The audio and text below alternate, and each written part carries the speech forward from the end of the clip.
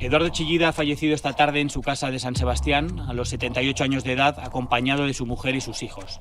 El escultor vasco padecía de Alzheimer y en los últimos días su salud se había deteriorado a consecuencia de una neumonía que no ha podido superar. Ha sido su hijo Luis Chillida quien ha dado la noticia en un simposio que pretendía homenajear a su padre. El escultor será incinerado mañana en el cementerio de Polloe y enterrado en la finca del Museo Chillida Leku en un acto familiar.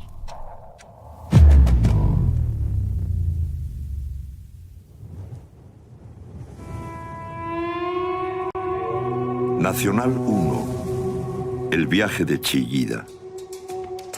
Capítulo 5. El último aliento. Continúa por G213 800 metros.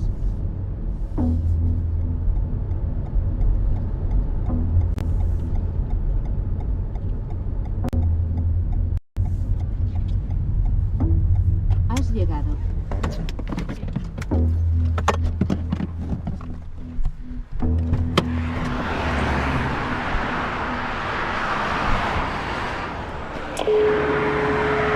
Hola, muy buenas, dígame. Hola, buenas.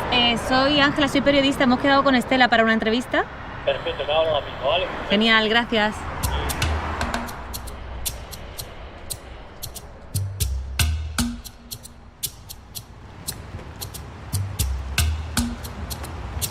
Me llamo Estela Solana y soy responsable de exposiciones del Museo Chillida Leku.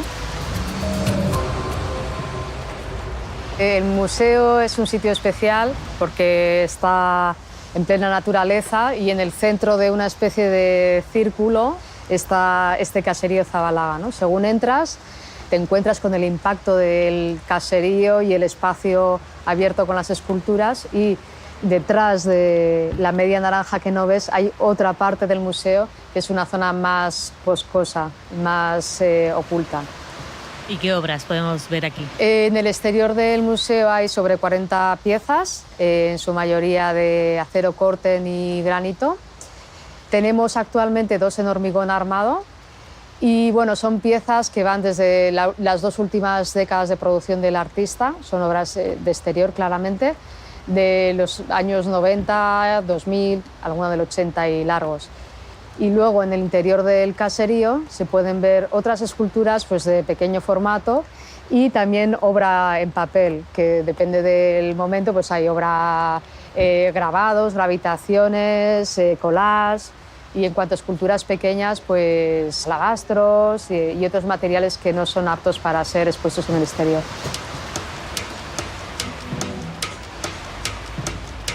En el exterior del museo vemos piezas que, digamos, por simplificarlo muy mucho, hay de 2 tipos, ¿no? Son las piezas de acero corten realizadas con chapas, digamos, de 4 o 5 centímetros de grosor, que son piezas que te acogen en su interior. Por ejemplo, esta pieza de aquí, Consejo al espacio, es una pequeña arquitectura que te permite entrar dentro y, bueno, disfrutar de las variantes que ha creado Eduardo Chillida para pasar tu mirada por los huecos, por las ventanas, ¿no? por el espacio.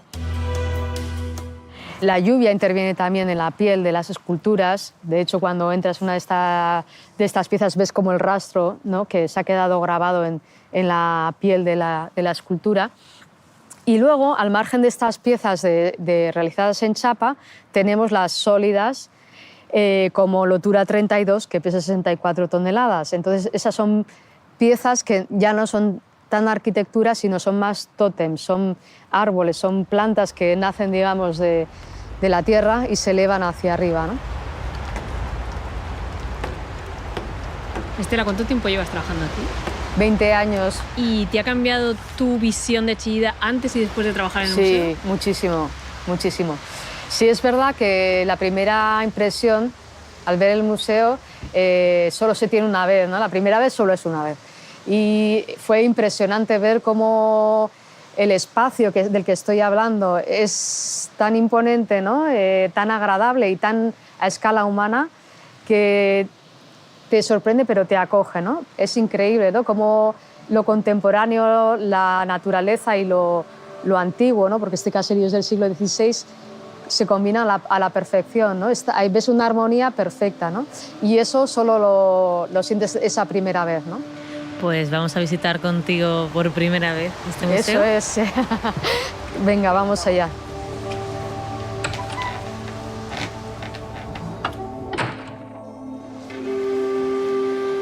Bueno, pues este es el interior del caserío Zabalaga. Una de las cosas fundamentales del lugar es que está lleno de espacio y de luz. Y entonces siempre que entramos con gente, tú vas hablando por el recorrido y la gente se calla porque percibes algo especial, ¿no?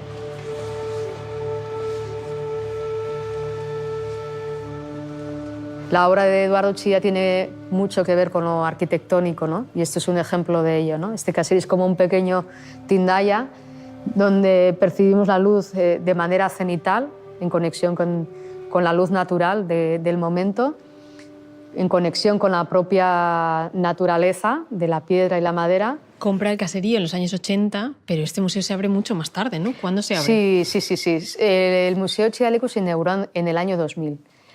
Bueno, pero es que es otra de las virtudes de Eduardo Chillida, que él se consideraba a sí mismo un artista lento, ¿no? Él necesitaba de alguna forma rumiar el proceso y estar atento a lo que sucedía en cada momento, lo cual es bueno porque quiere decir que se adaptaba con el paso del tiempo a sus propias necesidades, ¿no? Creativas.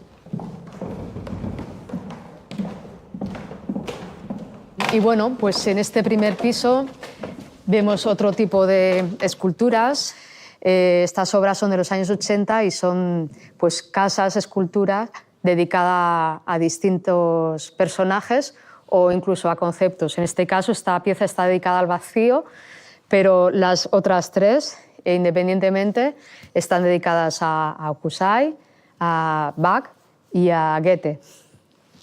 Y aquí tenemos una pequeña sala dedicada pues, a precisamente la obra más íntima, ¿no? Con la que trabajaba directamente en los años 70 y en los años 80, que son las gravitaciones, y las lurras, que son estas piezas oscuras que vemos aquí de tierra chamota, que bueno, son realmente una de las piezas más primitivas de Eduardo Chillida, ¿no?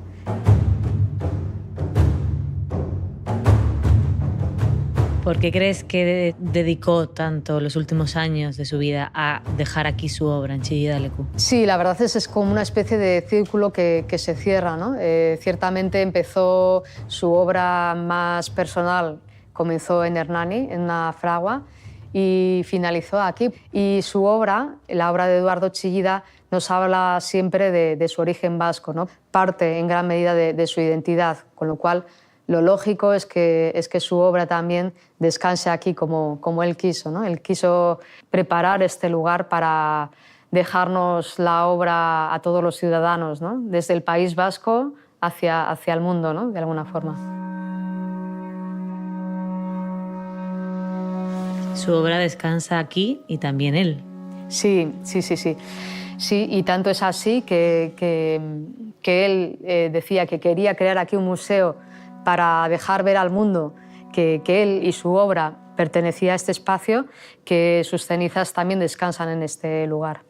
Hay un magnolio y ahí debajo de este magnolio descansan sus cenizas, sí.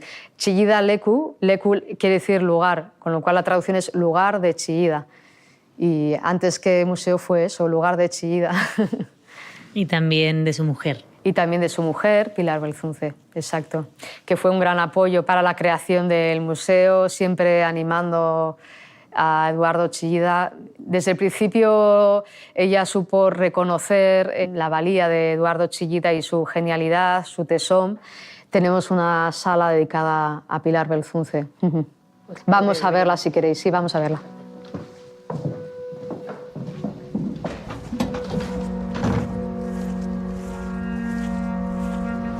¿Dónde está el magnolio que nos comentaba? Y ahí detrás, está justo ahí al lado de la villa. Si queréis, vamos a verlo. Sí, venga, vamos.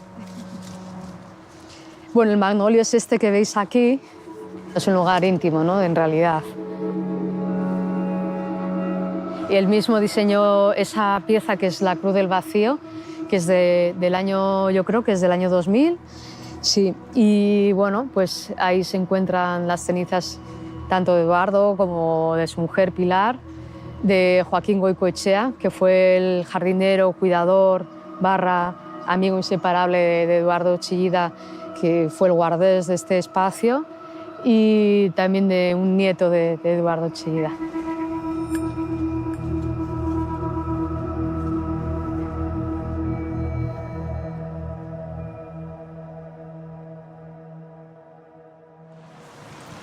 Vamos a ver, espero por favor que esté abierta porque si no tenemos que llamar a seguridad. Sí, está abierta, sí. Ah, vale, fenomenal. Estela, ¿puedes leernos este parrafito que hay de Chillida de lo que decía de Pilar? Yo con quien de verdad he tenido una relación muy especial ha sido con Pili, toda mi vida. Pili y yo hemos estado juntos toda la vida. Como decía San Juan de la Cruz, ya no cuido ganado, ya no tengo oficio, que tan solo amar es mi ejercicio. Amar es una cosa muy seria, aquí nada hubiera funcionado si no hubiera estado ella. Eduardo Chillida también decía que era su pilar, pero su pilar en el sentido de apoyo, ¿no? de columna que le sostenía. Lo hicieron con cariño, con disfrute, recibiendo aquí a gente de todo tipo, galeristas, amigos, a sus nietos con sus motos, con su balón y con todo el tiempo del mundo, disfrutando el espacio, ¿no?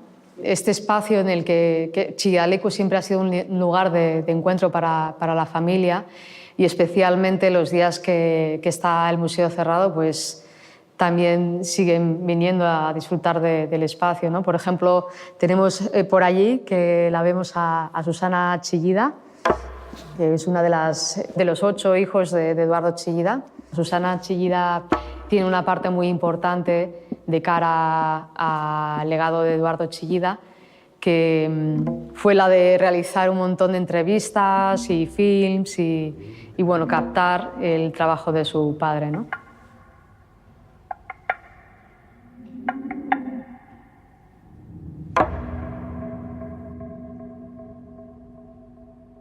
Pues mira, yo soy Susana Chillida, la 5ª hija de una familia peculiar, porque además de hijos, en mi casa nacían esculturas todo el rato. Antes de nacer yo, ya habían nacido muchas. De hecho, el año que yo nací es cuando ganó la Bienal de Venecia. Así que ya había hecho su camino, Eduardo Chillida. Con Pilar Belzunce, siempre. Y bueno, esa soy yo, la que está ahora promocionando un libro muy bonito, Una vida para el arte, Eduardo Chillida y Pilar Belzunce, mis padres.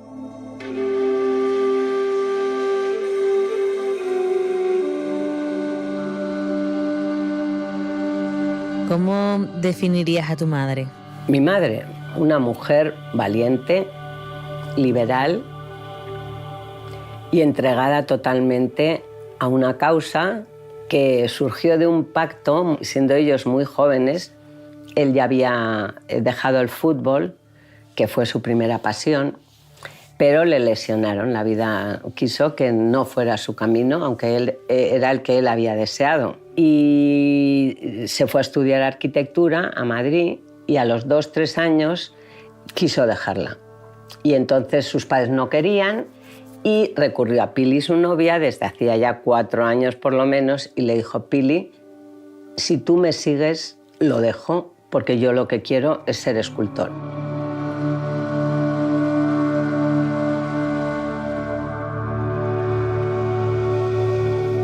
Todo eso es muy difícil de no haber tenido el apoyo de mi madre, porque ella nunca dejó de viajar con él.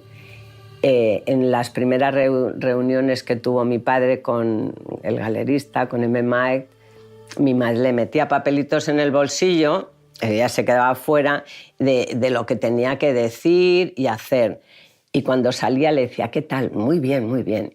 ¿Le has dicho que tenemos que comprar hierro? Sí, sí. ¿Y te ha pagado? No. Pues esto no funciona, porque a ver cómo hacen las próximas esculturas, ¿sabes? Como A mi madre no le asustaba nada, como os he dicho, era valiente, era liberal y se metía en ese mundo de hombres y lidiaba con todo. Y era la que llamaba a los transportes, la que se enfadaba con la que había que enfadarse porque algo habían hecho mal, la que cobraba, la que pagaba, la que contrataba, la que... todo.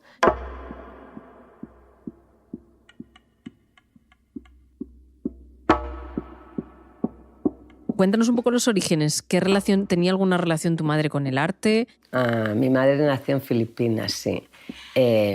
Bueno, por casualidad, fueron también una familia muy grande ella, 9 hermanos creo que fueron, pero unos nacían en Estella, mis abuelos eran de Navarra, de Estella, pero tenían una hacienda azucarera en Filipinas. Y entonces a los que les tocaba nacer en un sitio, pues nacían en Estella y otros nacían en Filipinas y unos se quedaban en Estella porque ya estaban en el colegio y el otro porque era pequeño o ya mayor viajaba a Filipinas. Fueron una familia en ese sentido peculiar. De 9 a 13 años estuvo en Filipinas. Así que ella definitivamente sabía que el mundo era muy grande. Y mi padre también sabía lo que era el mundo. El Hotel Niza y el Hotel Biarritz que había creado la abuela de mi padre era un lugar donde venía gente de fuera.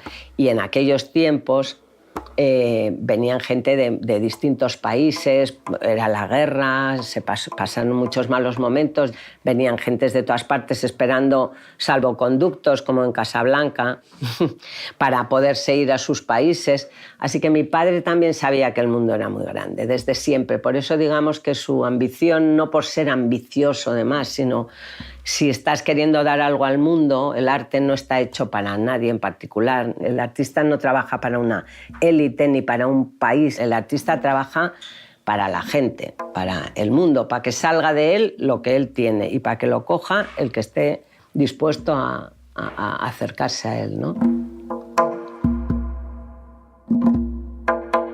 Susana, ¿cómo era Pilar como madre? En este libro quizás soy un poco, claro, como soy honesta, quizás también soy un poco dura en partes, porque no puedo dejar de contar que, claro, de pequeña, cada vez que se iban, para mí era un pequeño abandono. Igual que, porque se iban los dos juntos, lo que os he dicho antes. Entonces, a ver, hacían los viajes tan rápidos como podían, pero no siempre podían ser más rápidos que 3 o 4 días, por lo menos. Y luego a veces era primero en Alemania, pero luego a París, igual se hacía una semana. La verdad, no eran viajes larguísimos, pero se nos hacían larguísimos a nosotros. Entonces, ¿cómo era ella como madre? Pues capaz de dejar a sus 8 hijos en casa. Era capaz de hacerlo por Eduardo, por ser el pilar de Eduardo. Pero claro, es que Eduardo era el pilar de todos nosotros y vivíamos de él. Esto, ella, como inteligente que era también, pues nunca le dejó estar solo, ni él a ella, ni ella a él. Así que en eso es una preciosa historia de amor la suya.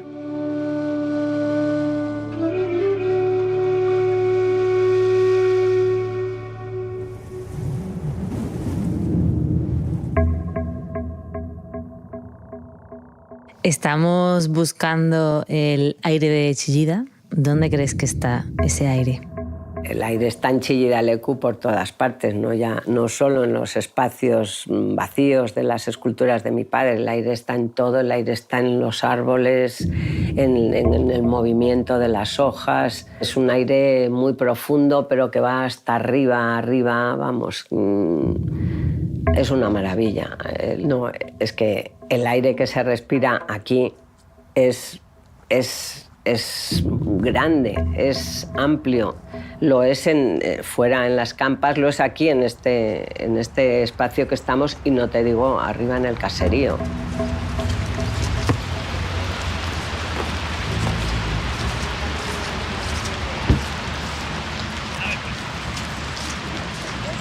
Pues mira, ahora veis ahí a Miquel, que está jugando al fútbol con sus hijas, porque este también era un espacio donde venían los nietos de Chillida a jugar. No es que el museo estuviera aquí 20 años en gestación con las esculturas de Eduardo Chillida y el caserío. Aquí toda la familia disfrutó mucho de este espacio, ¿no? A ver, ¿quién me pasa el balón? Un buen chute. Por aquí. Venga, Claudia. Muy bien. A ver, Catalina. Toma. Aquí se juega al fútbol hasta lloviendo, ¿eh, Miquel? Aquí, ya ves, aquí como no hagamos cosas cuando llueve, es que no hacemos nada, si no.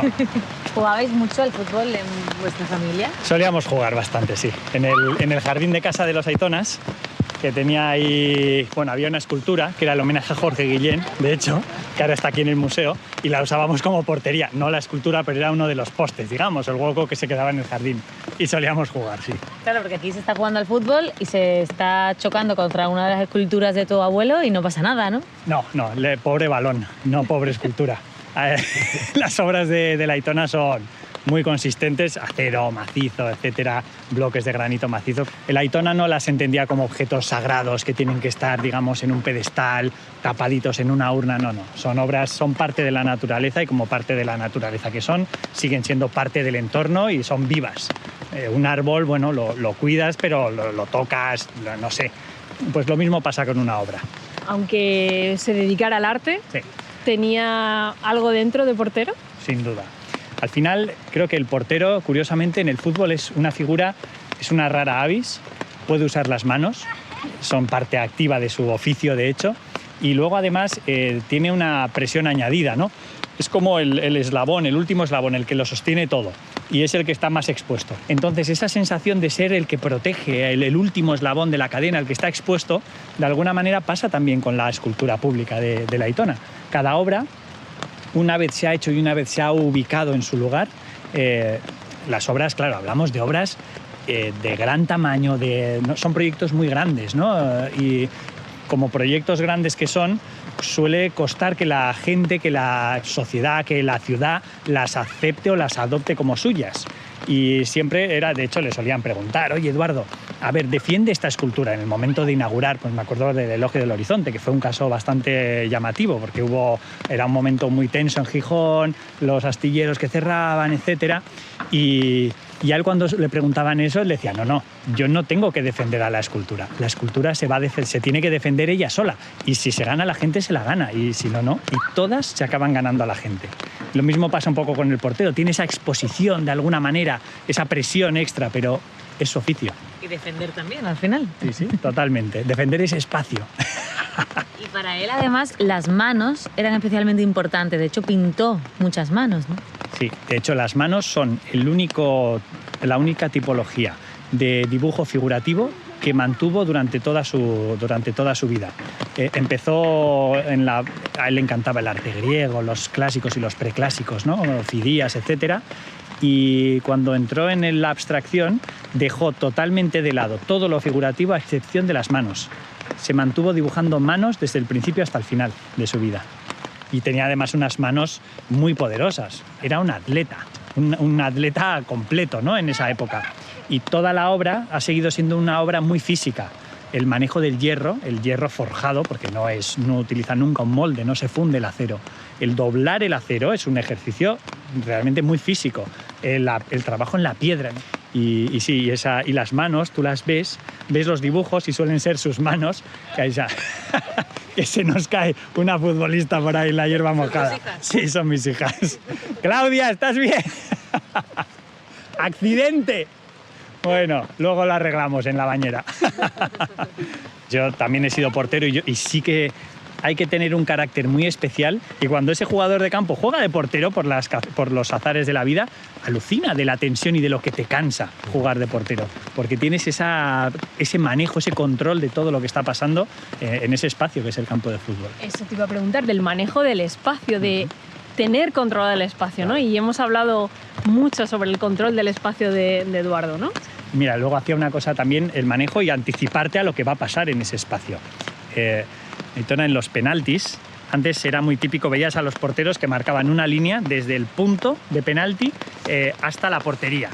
Y él voluntariamente la desplazaba un poquito a la derecha, porque decía que se echaba, creo que era, no me acuerdo el lado exacto, pero creo que se echaba mejor, decía que estaba mejor capacitado para saltar a la izquierda. Entonces la hacía lo justo perceptible, pero lo mínimo, para que pareciese un error, marcarla un poquito a la derecha, para que hubiese más espacio a la izquierda. Así el delantero, pensando que era un error, lanzaba al espacio donde había más espacio, y él se anticipaba y por eso atajó bastantes penaltis, porque les condicionaba manejando el espacio. Y viendo aquí el balón con el que están jugando tus hijas, realmente también me viene un poco a la cabeza lo que hablábamos sobre atrapar el aire, ¿no? Y que llevamos persiguiendo durante todo este podcast, que es atrapar el aire de Chillida, y en realidad un balón es aire. Un balón está lleno de aire y totalmente, y en este caso, que de hecho es un balón que hemos hecho con la Real Sociedad con motivo y como homenaje a la Aitona por parte de la Real durante este centenario, pues es absolutamente un aire de Chillida.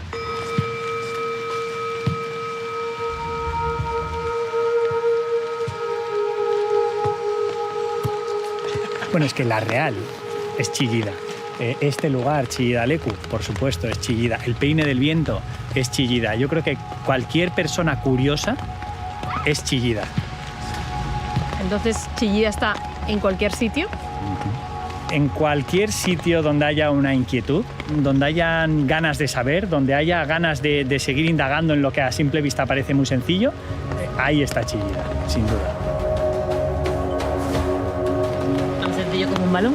Tan sencillo como un balón, como un portero, como un espacio público, como una biblioteca, como un viento que asoma de repente en una tarde de verano. En todos esos lugares, sin duda, hay un Chillida, hay Chillida.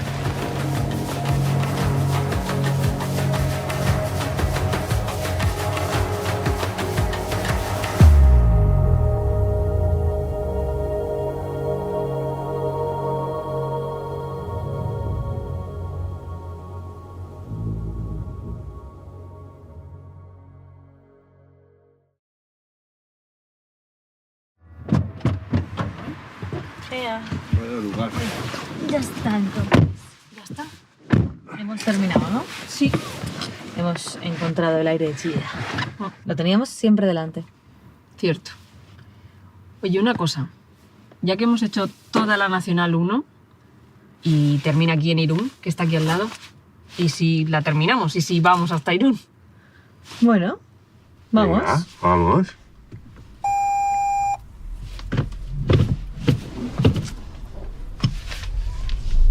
Sal de la rotonda.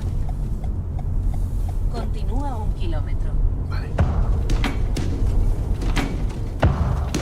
Nacional 1. El viaje de Chillida.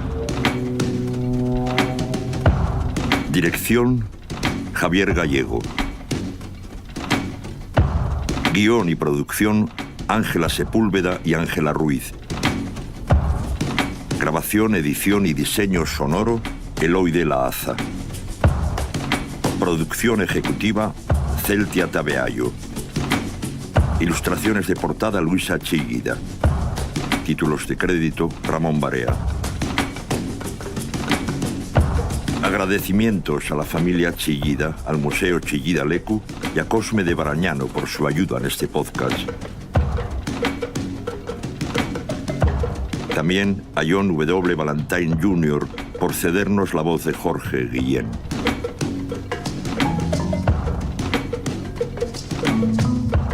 La voz de Eduardo Chillida pertenece a una entrevista que Susana Chillida le hizo a su padre en 1992 para la película Chillida, el arte y los sueños. Este podcast ha sido posible gracias al Ministerio de Cultura y Deporte y financiado por la Unión Europea, Next Generation.